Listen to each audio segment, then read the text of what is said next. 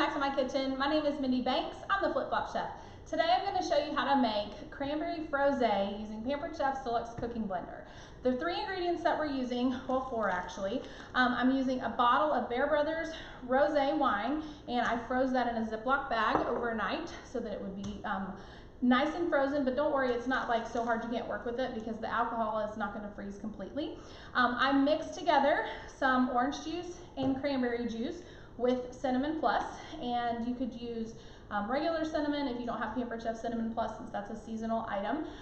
You could just use regular cinnamon, or I believe you could use like a 5-spice, let's see, pumpkin pie spice, yeah, pumpkin pie spice, maybe not 5-spice. I went ahead and mixed the juices with the cinnamon because this needed to sit for 5 minutes.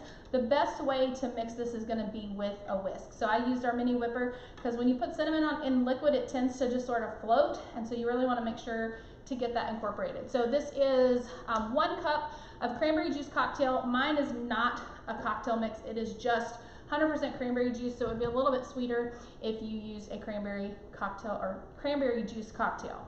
And then a 1/2 cup of orange juice. My eyes are not very good here. Yes, a 1/2 cup of orange juice and a teaspoon of the Cinnamon Plus. So I've already mixed that, I don't need to add that now. I'm gonna take this juice and I'm trying to get all that cinnamon off the side. We're gonna pour this in the Deluxe cooking blender.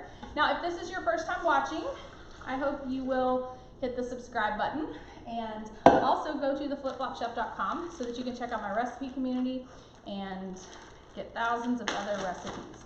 So see, this is already kind of slushy, so you want to be sort of gentle pouring this in. You don't want all that to splash up on you. So put all of that in there, and then you can toss your bag in the garbage. We're going to put the lid on here, and we're going to blend this on custom speed 6, about 10 seconds.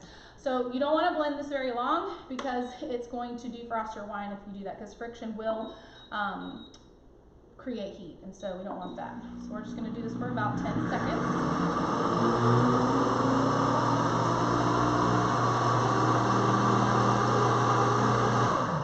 All right, so it's not nearly as pink as I was expecting, and that could be because of the cranberry juice rather than cranberry juice cocktail, but I'm not sure. So, but it is pink, but it's not as pink as the picture that I was using in my recipe. So I'm going to take a couple of slices of blood orange here, or Cara orange, and pour these in some glasses. And if you're not going to drink all of this right away, pour it in a Ziploc bag and then just let it defrost a little while before you're ready to serve it, and you can put it back in the blender to blend it all together.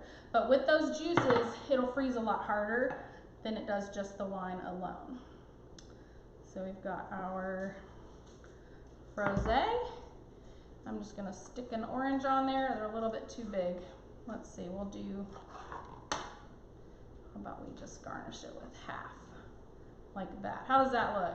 So now we have Cranberry Frosé, a delicious frozen wine drink for you guys to enjoy. If you have any questions for me, please let me know. Leave them in the comments and I'll be more than happy to answer them. Don't forget to go to theflipflopchef.com and join my recipe community and hit subscribe while you're here. See you next time. Bye guys.